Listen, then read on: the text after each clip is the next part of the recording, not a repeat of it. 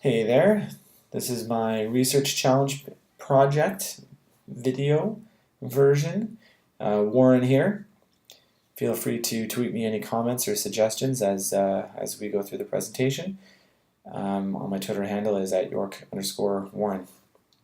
Now the topic of my presentation is going to be examining the benefits of using digital games in science education. Okay, let's look at some definitions to start off.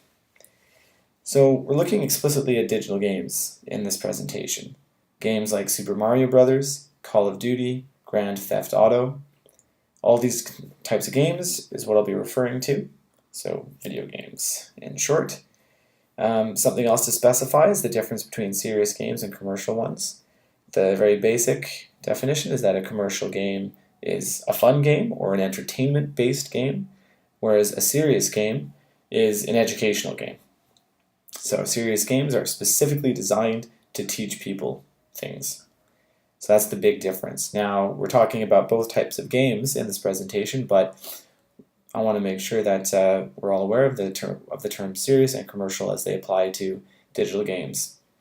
So we have some examples of serious games at the bottom of the slide that specifically focus on science education. So they are Supercharged, Operation Resilient Planet, Quest Atlantis, Yville, History of Biology, and River City. Now these are mentioned here because they have all been talked about in the literature.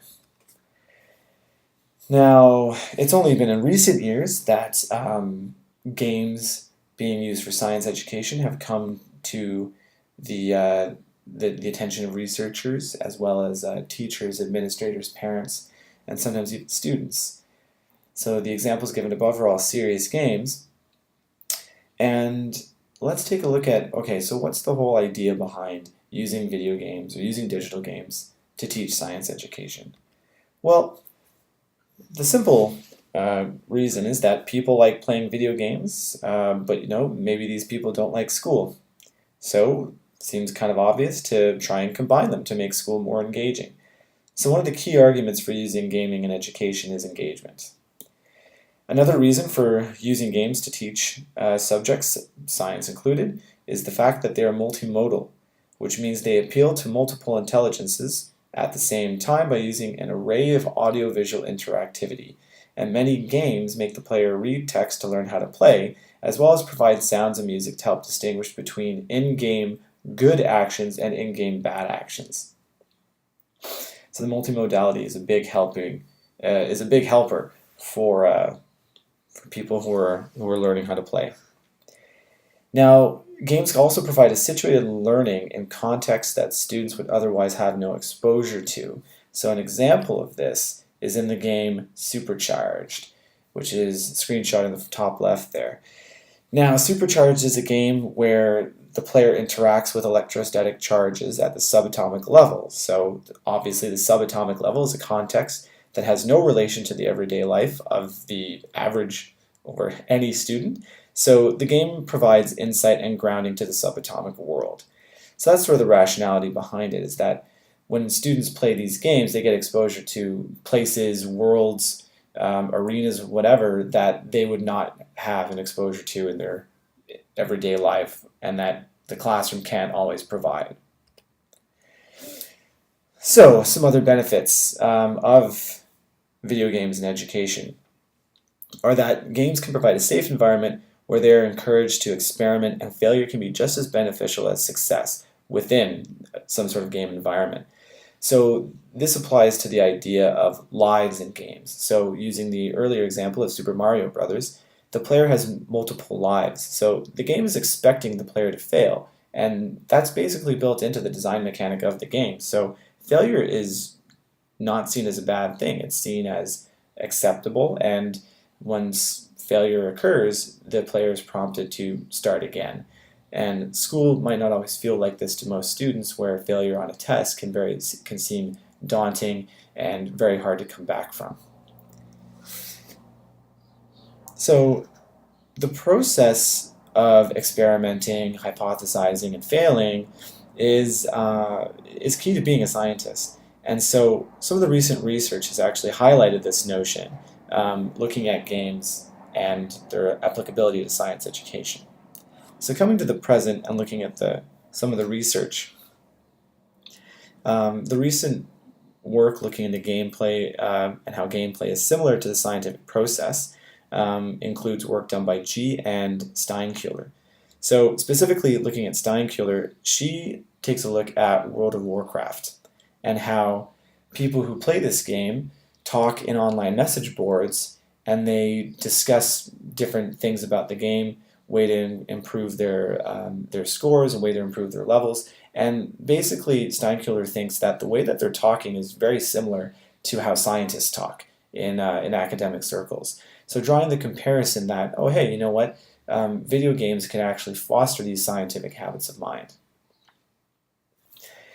Now, some other work done in the field has looked into implementing educational games within science classrooms and looking at how this affects learning. Now, these so far have all been serious games with the exception of World of Warcraft, but looking at commercial games in general, there's very few commercial games that can be put into the science classroom because most of them don't actually have any accurate scientific content that is central to the game player's story. Now, World of Warcraft is a bit different because we're not looking, the research done on World of Warcraft doesn't look exactly at the game itself, but on the online message boards. So most commercial games don't actually have real science literacy.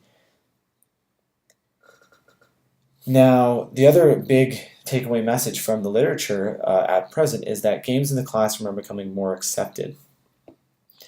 So basically the attitude of parents, teachers, and administrators toward video games is becoming less antagonistic. And the trends are that more people are seeing the learning potential that games can provide. So we've come a long way from the old reaction, which viewed video games as basically a waste of time and sort of a slacker mentality around it.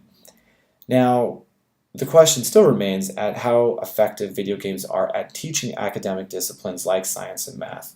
So we have to remain grounded in reality.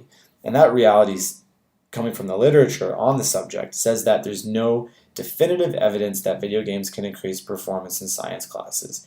So there's been no quantifiable data collected that shows students playing a particular game and then testing them on it and saying that they have learned more.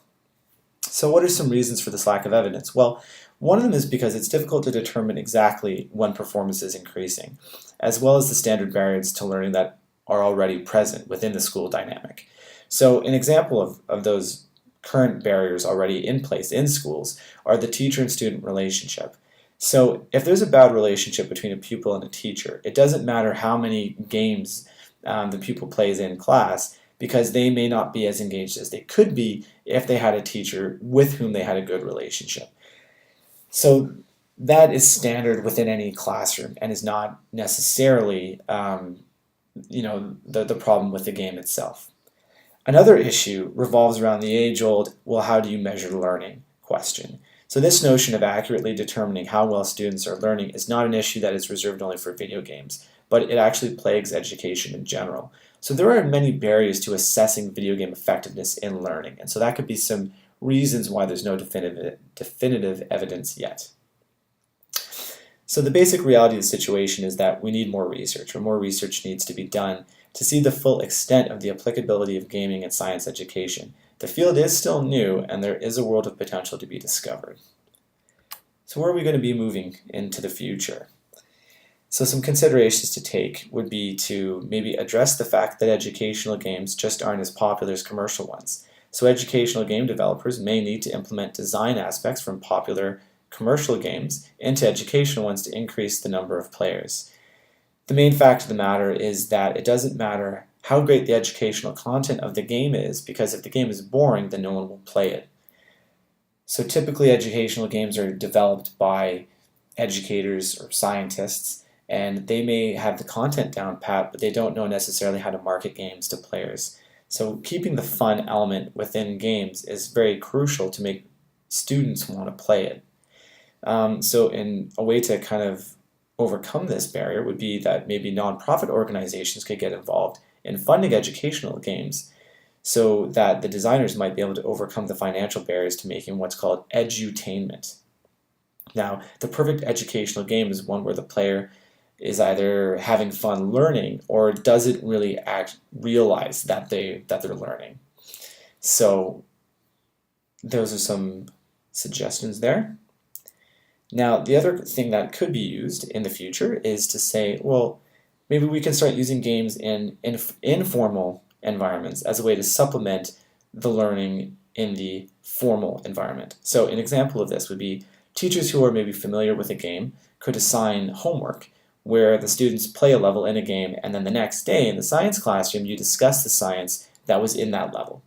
So this would require the teachers to be more active gamers, and this idea is actually already similar to what's happening to rather with movies in school. So as it is right now, a teacher watches a movie and they say, hey, there's great science in this movie, and then they can show it in class, and then you discuss the science that was presented in the movie. So why not take the same idea and apply it to video games? Now, obviously, this puts more of a requirement on the teacher to start gaming more, which there's obviously no problem with that, because if teachers are gaming more, then it allows them to understand the gaming world of the majority of their students. So here's just a few examples of some of the research in this field, specifically what was cited in this presentation. And we have a long way to go, but there is a bright potential for using video games in the science classroom. Thanks very much.